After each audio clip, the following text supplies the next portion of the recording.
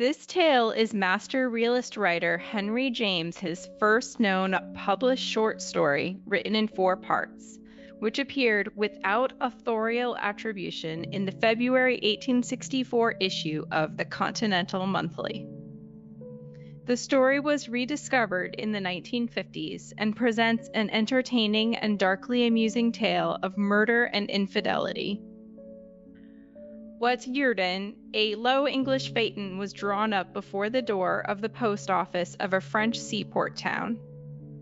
In it was seated a lady with her veil down and her parasol held closely over her face. My story begins with a gentleman coming out of the office and handing her a letter. He stood beside the carriage a moment before getting in. She gave him her parasol to hold and then lifted her veil, showing a very pretty face. This couple seemed to be full of interest for the passers-by, most of whom stared hard and exchanged significant glances. Such persons as were looking on at the moment saw the lady turn very pale as her eyes fell on the direction of the letter. Her companion saw it too, and instantly stepping into the place beside her, took up the reins and drove rapidly along the main street of the town, past the harbor, to an open road skirting the sea. Here he slackened pace. The lady was leaning back, with her veil down again, and the letter lying open in her lap. Her attitude was almost that of unconsciousness, and he could see that her eyes were closed.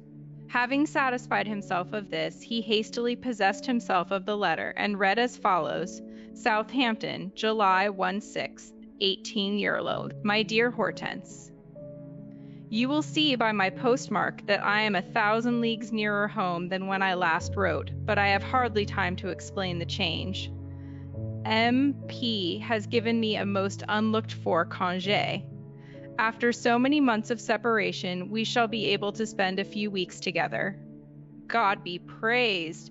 We got in here from New York this morning, and I have had the good luck to find a vessel, the Armorique, which sails straight for H. Mon. The mail leaves directly, but we shall probably be detained a few hours by the tide, so this will reach you a day before I arrive.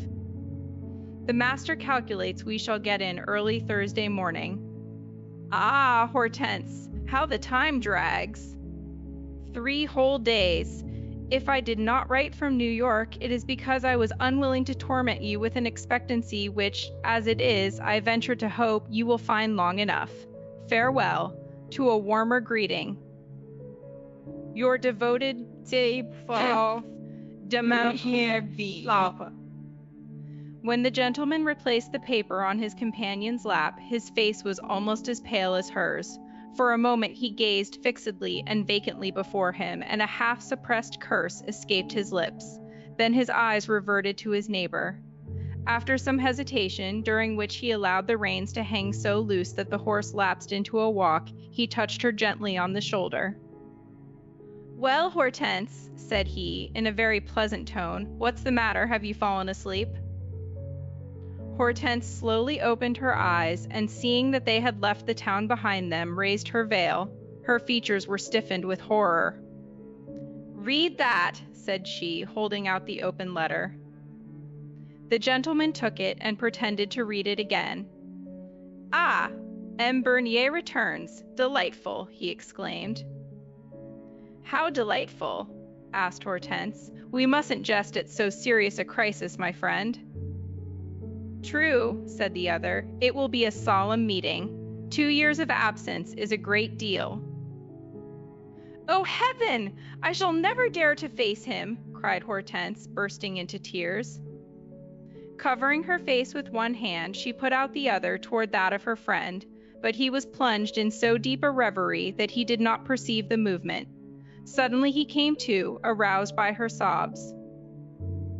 Come, come, said he, in the tone of one who wishes to coax another into mistrust of a danger before which he does not himself feel so secure, but that the sight of a companion's indifference will give him relief. What if he does come? He need learn nothing. He will stay but a short time and sail away again as unsuspecting as he came. Learn nothing. You surprise me. Every tongue that greets him, if only to say bonjour, will wag to the tune of a certain person's misconduct. Bah! People don't think about us quite as much as you fancy. You and I, n'est-ce pas? We have little time to concern ourselves about our neighbors' failings. Very well, other people are in the same box, better or worse. When a ship goes to pieces on those rocks out at sea, the poor devils who are pushing their way to land on a floating spar don't bestow many glances on those who are battling with the waves beside them. Their eyes are fastened to the shore, and all their care is for their own safety. In life, we are all afloat on a tumultuous sea. We are all struggling toward some terra firma of wealth or love or leisure. The roaring of the waves we kick up about us and the spray we dash into our eyes deafen and blind us to the sayings and doing of our fellows. Provided we climb high and dry, what do we care for them? Aye, but if we don't, when we've lost hope ourselves, we want to make others sink. We hang weights about their necks and dive down into the dirtiest pools for stones to cast at them. My friend, you don't feel the shots which are not aimed at you. It isn't of you the town talks, but of me. A poor woman throws herself off the pier yonder and drowns before a kind hand has time to restrain her, and her corpse floats over the water for all the world to look at. When her husband comes up to see what the crowd means, is there any lack of kind friends to give him the good news of his wife's death? As long as a woman is light enough to float, Hortense, she is not counted drowned. It's only when she sinks out of sight that they give her up. Hortense was silent a moment, looking at the sea with swollen eyes. Louis, she said at last, we were speaking metaphorically, I have half a mind to drown myself literally. Nonsense, replied Louis. An accused pleads not guilty and hangs himself in prison. What do the papers say? People talk, do they? Can't you talk as well as they? A woman is in the wrong from the moment she holds her tongue and refuses battle. And that you do too often. That pocket handkerchief is always more or less of a flag of truce. I'm sure I don't know, said Hortense indifferently. Perhaps it is. There are moments of grief in which certain aspects of the subject of our distress seem as irrelevant as matters entirely foreign to it. Her eyes were still fastened on the sea. There was another silence. Oh, my poor Charles, she murmured, at length, to what a hearth do you return? Hortense, said the gentleman, as if he had not heard her, although to a third person it would have appeared that it was because he had done so that he spoke. I do not need to tell you that it will never happen to me to betray our secret, but I will answer for it that so long as M. Bernier is at home, no mortal shall breathe a syllable of it. What of that? Sighed Hortense. He will not be with me 10 minutes without guessing it. Oh, as for that, said her companion dryly, that's your own affair. Monsieur de Meyrau, cried the lady. It seems to me, continued the other, that in making such a guarantee I have done my part of the business. Your part of the business, sobbed Hortense. Monsieur de Meyrau made no reply, but with a great cut of the whip sent the horse bounding along the road. Nothing more was said. Hortense lay back in the carriage with her face buried in her handkerchief, moaning. Her companion sat upright, with contracted brows and firmly set teeth, looking straight before him, and by an occasional heavy lash keeping the horse at a furious pace. A wayfarer might have taken him for a ravisher escaping with a victim worn out with resistance. Travelers to whom they were known would perhaps have seen a deep meaning in this accidental analogy. So, by a détour, they returned to the town. When Hortense reached home, she went straight up to a little boudoir on the second floor and shut herself in. This room was at the back of the house, and her maid, who was at that moment walking in the long garden which stretched down to the water, where there was a landing place for small boats, saw her draw in the window blind and darken the room, still in her bonnet and cloak. She remained alone for a couple of hours. At 5 o'clock, some time after the hour at which she was usually summoned to dress her mistress for the evening, the maid knocked at Hortense's door and offered her services. Madame called out from within that she had a migraine and would not be dressed. "Can I get anything for Madame?" asked Josephine.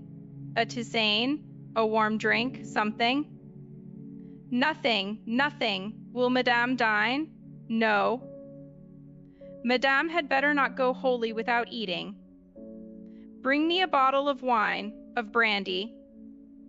Josephine obeyed.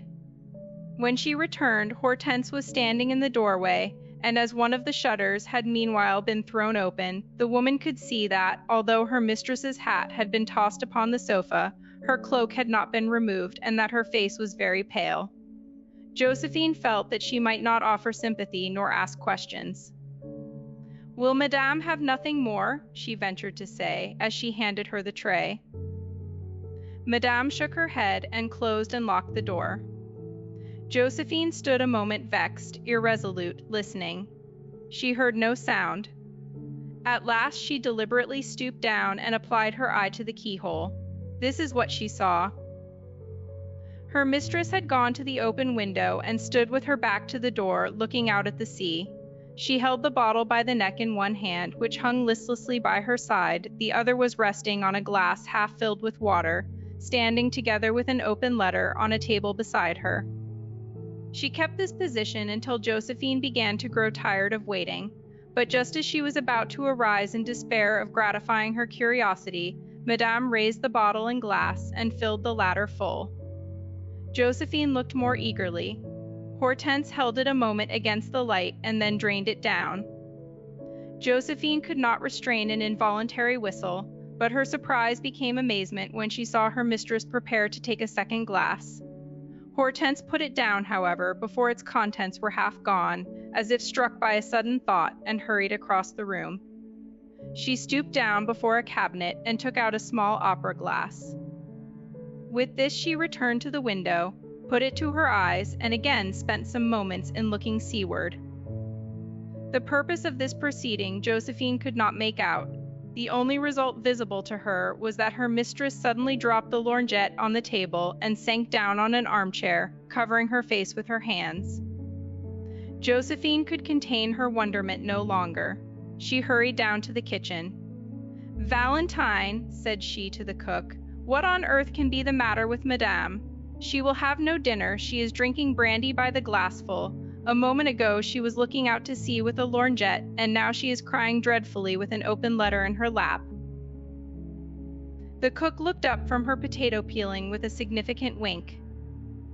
"What can it be," said she, "but that Monsieur returns?" 2. At 6 o'clock, Josephine and Valentine were still sitting together, discussing the probable causes and consequences of the event hinted at by the latter. Suddenly, Madame Bernier's bell rang. Josephine was only too glad to answer it. She met her mistress descending the stairs, combed, cloaked, and veiled, with no traces of agitation, but a very pale face. "I am going out," said Madame Bernier, "if le Vicomte comes. Tell him I am at my mother-in-law's, and wish him to wait till I return." Josephine opened the door and let her mistress pass, then stood watching her as she crossed the court. "Her mother-in-law's," muttered the maid. "She has the face." When Hortense reached the street, she took her way, not through the town, to the ancient quarter where that ancient lady, her husband's mother, lived, but in a very different direction. She followed the course of the quay beside the harbor till she entered a crowded region, chiefly the residence of fishermen and boatmen. Here she raised her veil. Dusk was beginning to fall. She walked as if desirous to attract as little observation as possible, and yet to examine narrowly the population in the midst of which she found herself. Her dress was so plain that there was nothing in her appearance to solicit attention, yet if for any reason a passer-by had happened to notice her, he could not have helped being struck by the contained intensity with which she scrutinized every figure she met. Her manner was that of a person seeking to recognize a long-lost friend, or perhaps rather a long-lost enemy, in a crowd. At last she stopped before a flight of steps, at the foot of which was a landing place for half a dozen little boats, employed to carry passengers between the two sides of the port, at times when the drawbridge above was closed for the passage of vessels. While she stood, she was witness of the following scene. A man in a red woolen fisherman's cap was sitting on the top of the steps, smoking the short stump of a pipe with his face to the water. Happening to turn about, his eye fell on a little child. hurrying along the quay toward a dingy tenement close at hand, with a jug in its arms. "Hello, youngster," cried the man. "What have you got there? Come here." The little child looked back, but, instead of obeying, only quickened its walk. "The devil take you! Come here," repeated the man angrily, "or I'll wring your beggarly neck. You won't obey your own uncle, eh?" The child stopped and ruefully made its way to its relative, looking around several times toward the house, as if to appeal to some counter-authority. "Come, make haste," pursued the man, "or I shall go and fetch you. Move." The child advanced to within half a dozen paces of the steps, and then stood still, eyeing the man cautiously and hugging the jug tight. "Come on, you little beggar, come up close." The youngster kept a stolid silence, however, and did not budge. Suddenly, its self-styled uncle leaned forward, swept out his arm, clutched hold of its little sunburned wrist, and dragged it toward him. "Why didn't you come when you were called?" he asked, running his disengaged hand into the infant's frowsy mop of hair and shaking its head until it staggered. "Why didn't you come, you unmannerly little brute, eh? Eh?" Accompanying every interrogation with a renewed shake. The child made no answer. It simply and vainly endeavored to twist its neck around under the man's gripe and transmit some call for succor to the house. "Come, keep your head straight. Look at me and answer me. What's in that jug? Don't lie. Milk?" "Who for? Granny." "Granny be hanged." The man disengaged his hands, lifted the jug from the child's feeble grasp, tilted it toward the light, surveyed its contents, put it to his lips, and exhausted them. The child, although liberated, did not retreat. It stood watching its uncle drink until he lowered the jug. Then, as he met its eyes, it said, "It was for the baby." For a moment the man was irresolute, but the child seemed to have a foresight of the parental resentment, for it had hardly spoken when it darted backward and scampered off, just in time to elude a blow from the jug, which the man sent clattering at its heels. When it was out of sight, he faced about to the water again, and replaced the pipe between his teeth with a heavy scowl and a murmur that sounded to Madame Bernier very like, "I wish the baby'd choke." Hortense was a mute spectator of this little drama.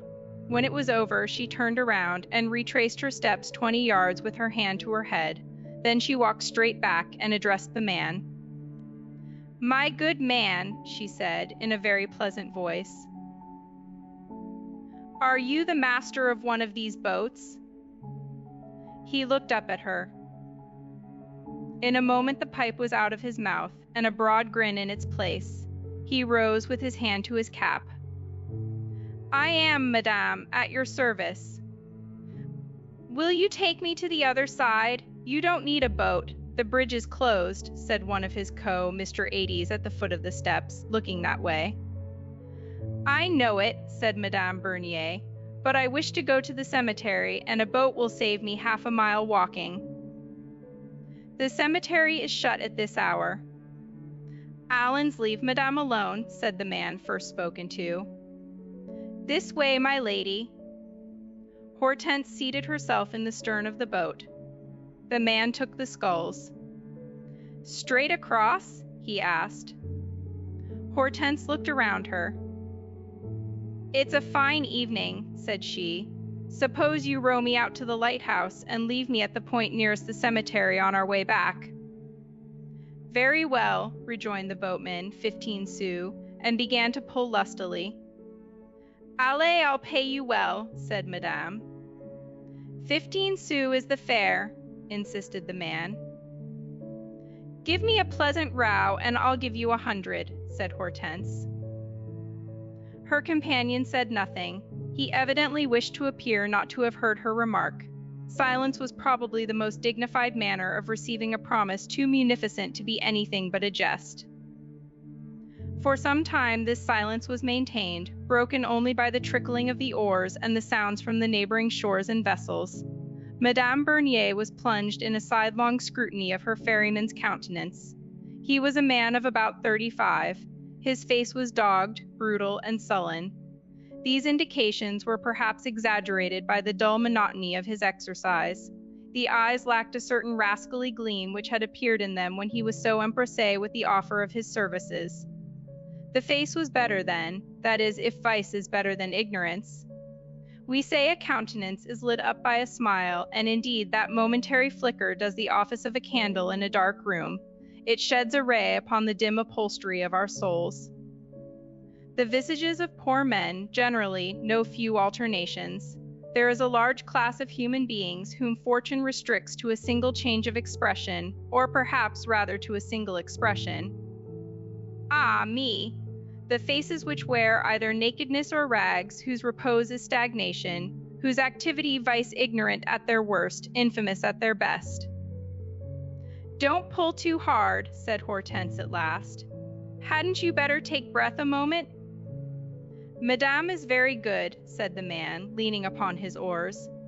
"But if you had taken me by the hour," he added, with a return of the vicious grin, "you wouldn't catch me loitering." "I suppose you work very hard," said Madame Bernier. The man gave a little toss of his head, as if to intimate the inadequacy of any supposition to grasp the extent of his labors. "I've been up since 4 o'clock this morning, wheeling bales and boxes on the quay and plying my little boat, sweating without 5 minutes' intermission. C'est comme ça. Sometimes I tell my mate I think I'll take a plunge in the basin to dry myself. Ha! Ha!" "And of course you gain little," said Madame Bernier. "Worse than nothing, just what will keep me fat enough for starvation to feed on." "How? You go without your necessary food?" "Necessary is a very elastic word, madame. You can narrow it down so that in the degree above nothing it means luxury. My necessary food is sometimes thin air. If I don't deprive myself of that, it's because I can't." "Is it possible to be so unfortunate?" "Shall I tell you what I have eaten today?" "Do," said Madame Bernier. "A piece of black bread and a salt herring are all that have passed my lips for 12 hours. Why don't you get some better work?" "If I should die tonight," pursued the boatman, heedless of the question, in the manner of a man whose impetus on the track of self-pity drives him past the signal flags of relief, "what would there be left to bury me? These clothes I have on might buy me a long box. For the cost of this shabby old suit that hasn't lasted me a 12-month, I could get one that I wouldn't wear out in 1,000 years. La bonne idée!" "Why don't you get some work that pays better?" repeated Hortense. The man dipped his oars again. "Work that pays better? I must work for work. I must earn that too. Work is wages.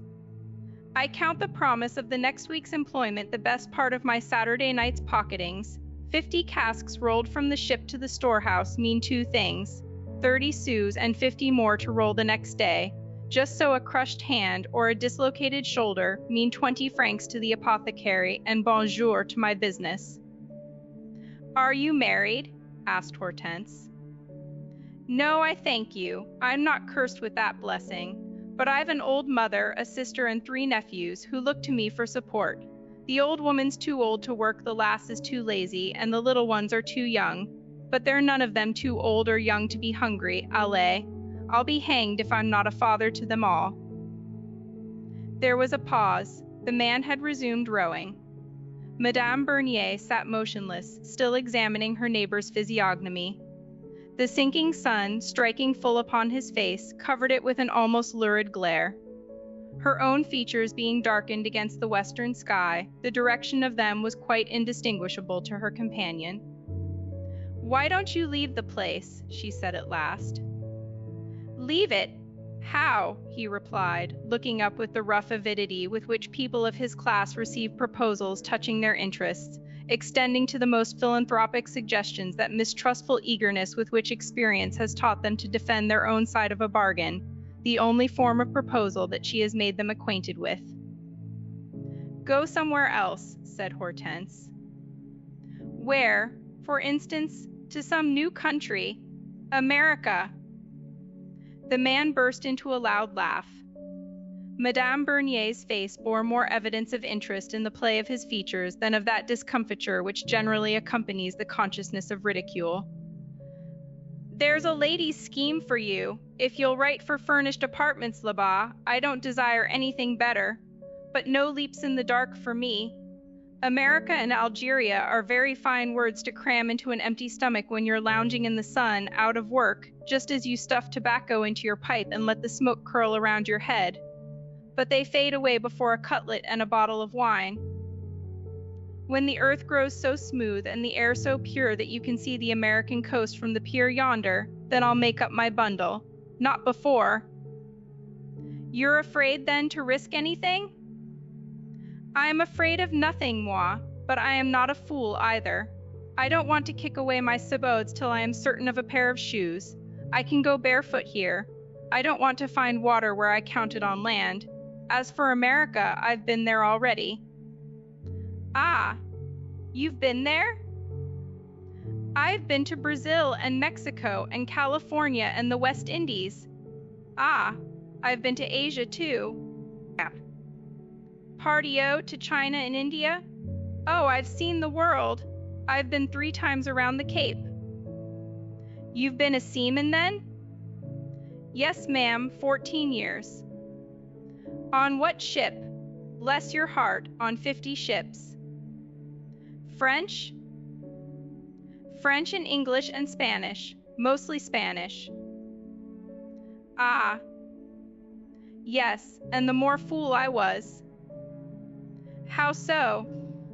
And you never had a hand in any yourself? Pardon, I gave what I got. I was as good a Spaniard and as great a devil as any.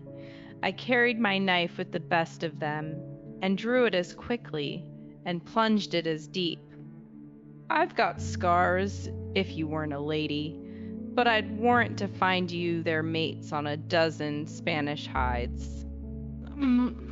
He seemed to pull with renewed vigor at the recollection. There was a short silence.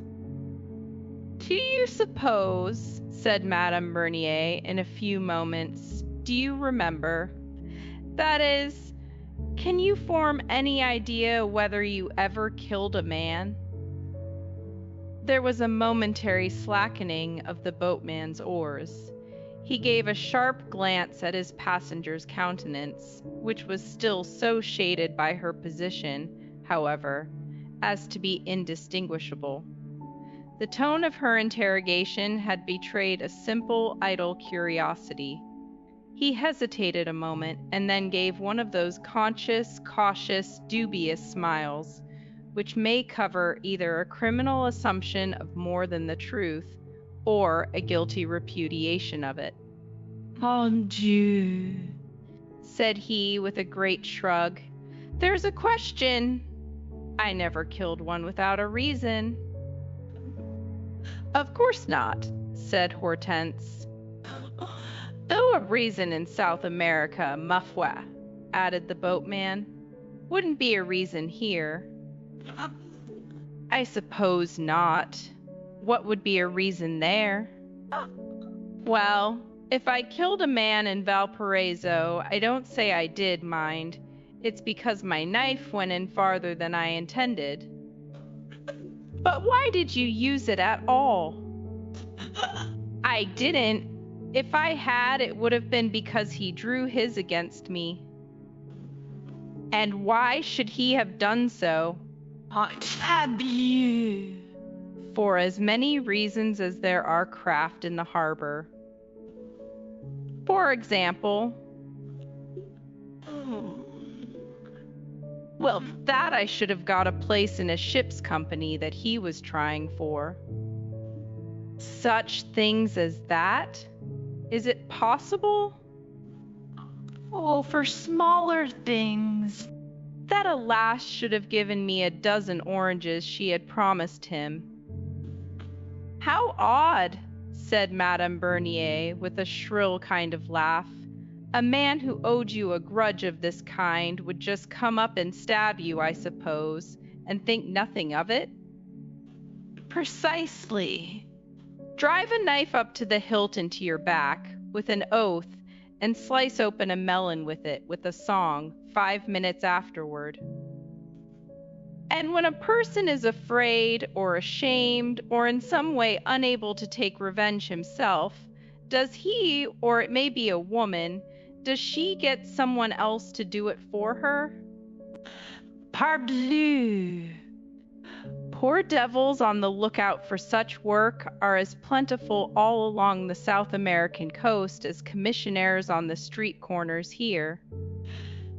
The ferryman was evidently surprised at the fascination possessed by this infamous topic for so ladylike a person, but having, as you see, a very ready tongue, it is probable that his delight in being able to give her information and hear himself talk were still greater. And then down there, he went on, they never forget a grudge. If a fellow doesn't serve you one day, he'll do it another. A Spaniard's hatred is like lost sleep. You can put it off for a time, but it will gripe you in the end. The rascals always keep their promises to themselves. An enemy on shipboard is jolly fun. It's like bulls tethered in the same field. You can't stand still half a minute except against a wall.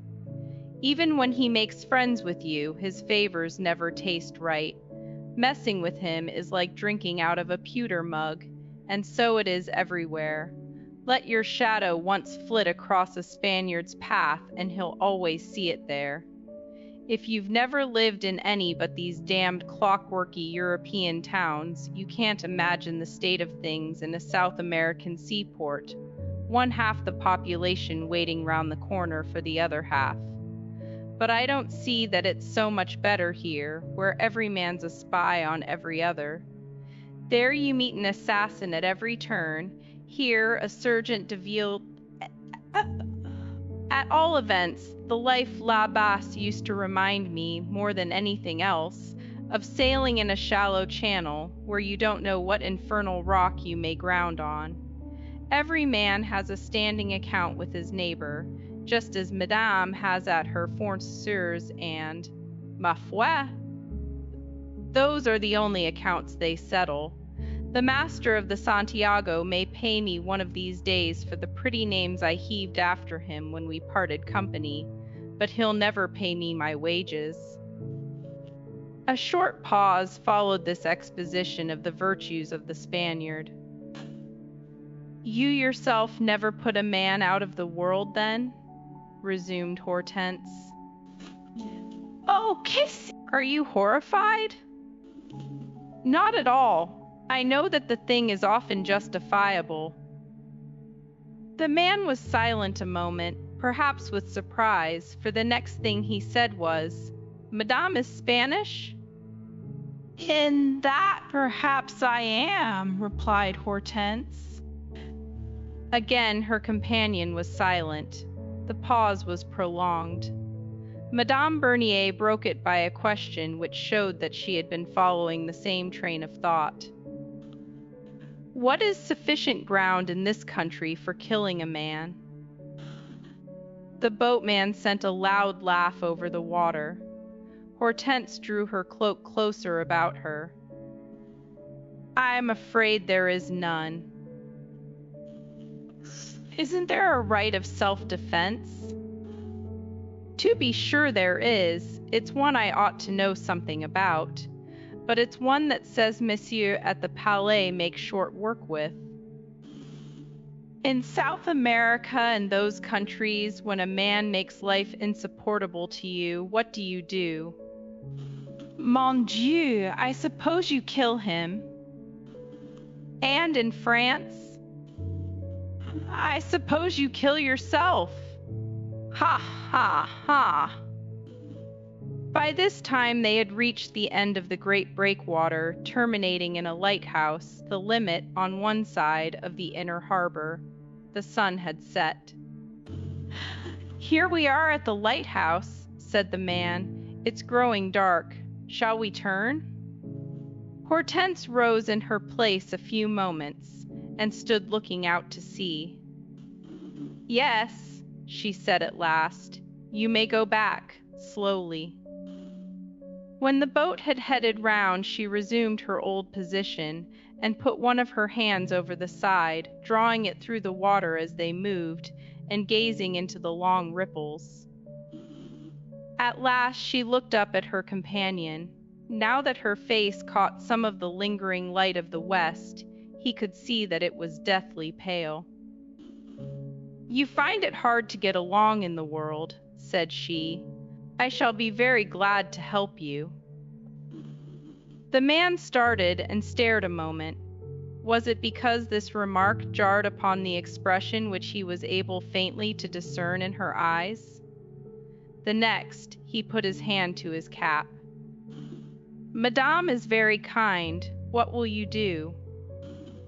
Madame Bernier returned his gaze. "I will trust you." "Ah!" "And reward you." "Ah! Madame has a piece of work for me?" "A piece of work?" Hortense nodded. The man said nothing, waiting apparently for an explanation. His face wore the look of lowering irritation which low natures feel at being puzzled. "Are you a bold man?" Light seemed to come in this question. The quick expansion of his features answered it. "You cannot touch upon certain subjects with an inferior but by the sacrifice of the barrier which separates you from him. There are thoughts and feelings and glimpses and foreshadowings of thoughts which level all inequalities of station." "I'm bold enough," said the boatman, "for anything you want me to do." "Are you bold enough to commit a crime?" "Not for nothing." "If I ask you to endanger your peace of mind, to risk your personal safety for me, it is certainly not as a favor. I will give you 10 times the weight in gold of every grain by which your conscience grows heavier in my service." The man gave her a long, hard look through the dim light. "I know what you want me to do," he said at last. "Very well," said Hortense. "Will you do it?" He continued to gaze. She met his eyes like a woman who has nothing more to conceal. "State your case." "Do you know a vessel named the Armorique, a steamer?" "Yes, it runs from Southampton." "It will arrive tomorrow morning early. Will it be able to cross the bar?" "No, not till noon." "I thought so. I expect a person by it, a man." Madame Bernier appeared unable to continue, as if her voice had given way. "Well, well," said her companion. "He's the person." She stopped again. "The person who?" "The person whom I wish to get rid of." For some moments nothing was said. The boatman was the first to speak again. "Have you formed a plan?"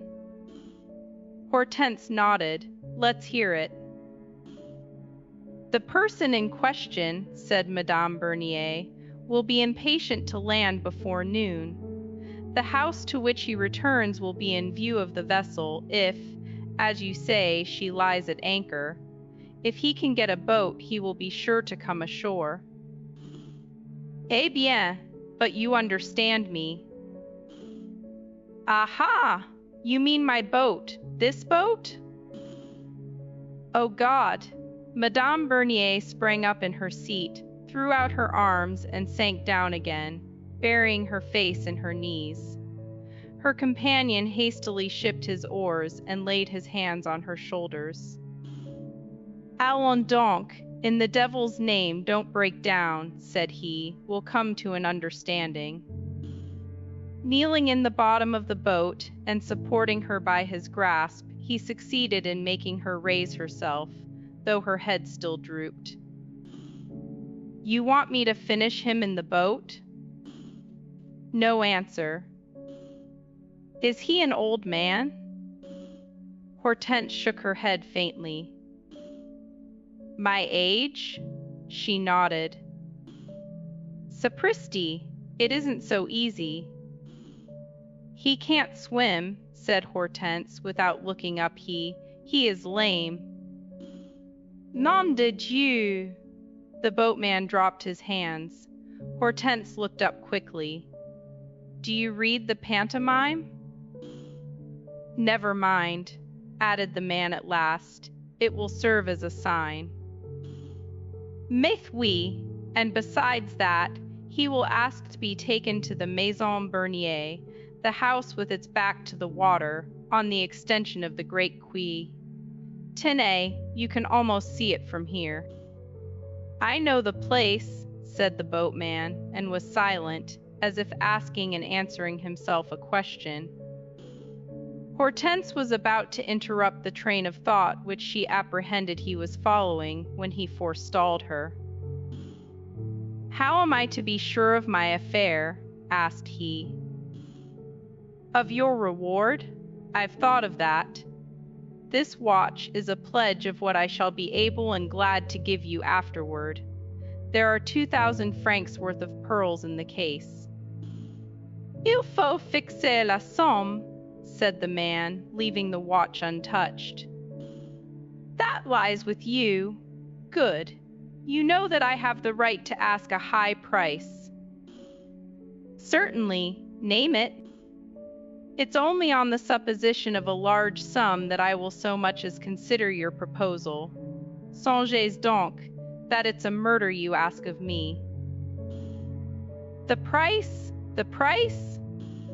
Tenez, continued the man. Poached game is always high. The pearls in that watch are costly because it's worth a man's life to get at them. You want me to be your pearl diver. Be it so. You must guarantee me a safe descent. It's a descent, you know. Ha!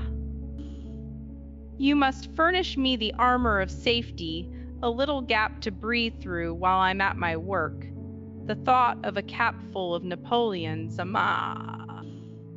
My good man, I don't wish to talk to you or to listen to your sallies. I wish simply to know your price. I'm not bargaining for a pair of chickens. Propose a sum. The boatman had by this time resumed his seat and his oars. He stretched out for a long, slow pull, which brought him closely face to face with his temptress. This position, his body bent forward, his eyes fixed on Madame Bernier's face, he kept for some seconds. It was perhaps fortunate for Hortense's purpose at that moment, it had often aided her purposes before, that she was a pretty woman. A plain face might have emphasized the utterly repulsive nature of the negotiation. Suddenly, with a quick convulsive movement, the man completed the stroke. Pas si bête. Propose one yourself. Very well, said Hortense, if you wish it. Voyons. I'll give you what I can. I have 15,000 francs worth of jewels. I'll give you them, or, if they will get you into trouble, their value.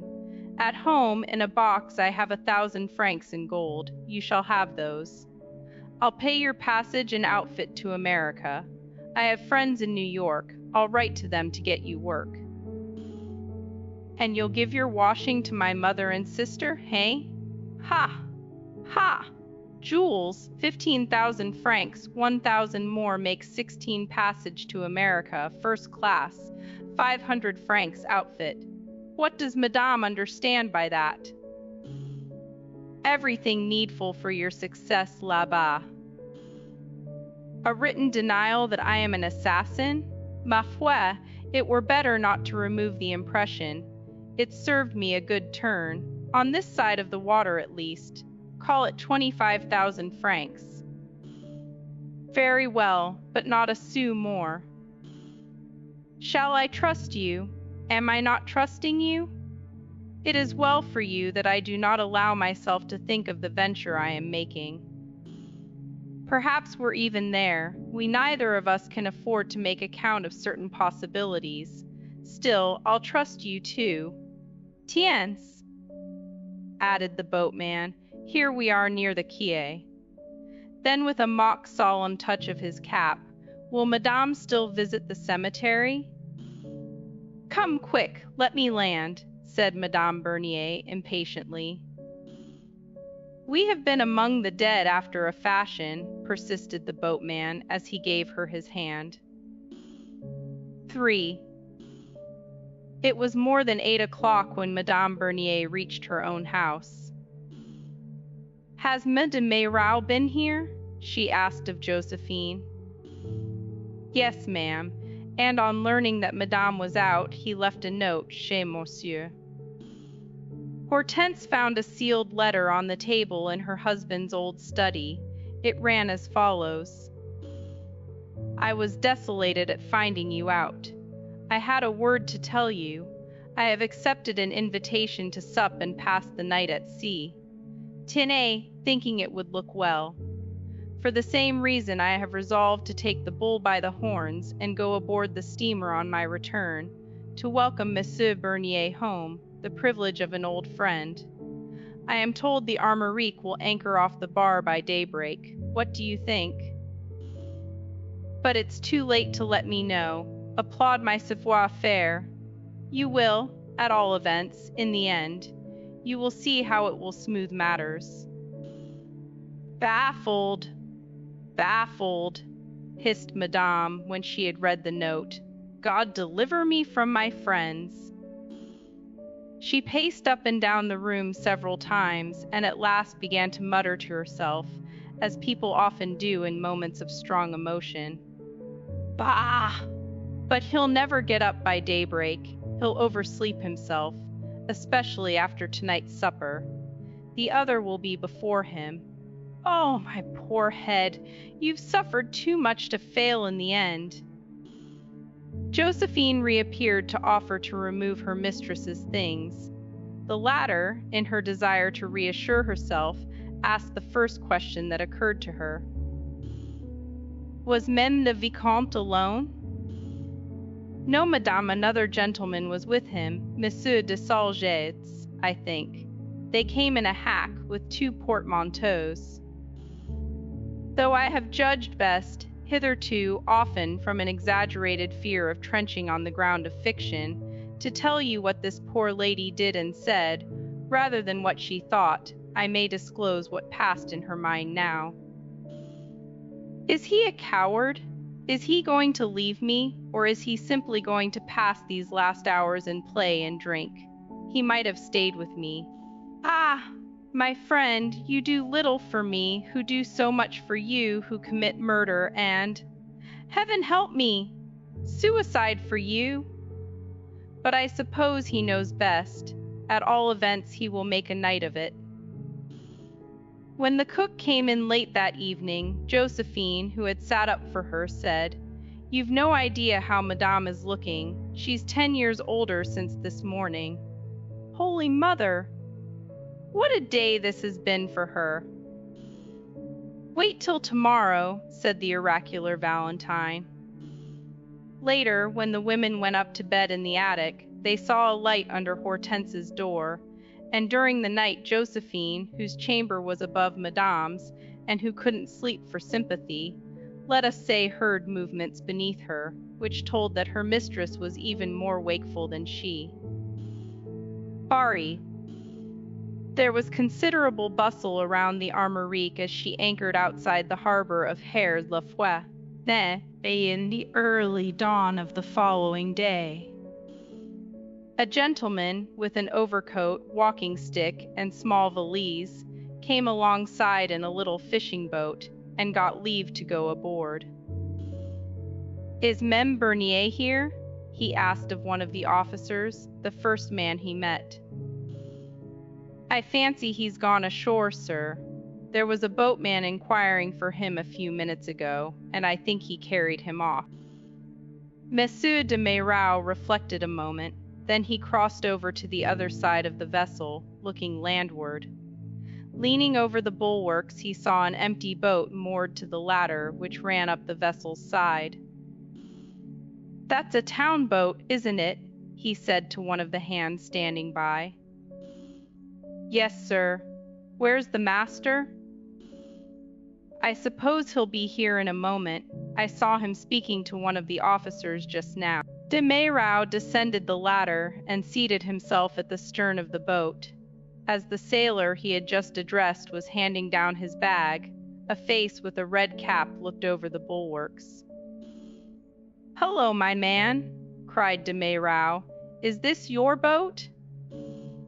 "Yes, sir, at your service," answered the red cap, coming to the top of the ladder and looking hard at the gentleman's stick and portmanteau. "Can you take me to town, to Madame Bernier's, at the end of the new quay?" "Certainly, sir," said the boatman, scuttling down the ladder. "You're just the gentleman I want." An hour later, Hortense Bernier came out of the house and began to walk slowly through the garden toward the terrace which overlooked the water.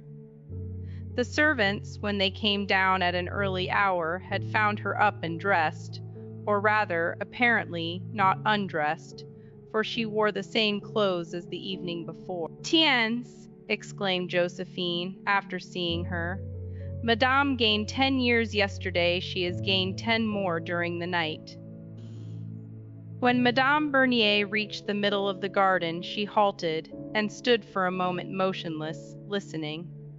The next, she uttered a great cry, for she saw a figure emerge from below the terrace and come limping toward her with outstretched arms.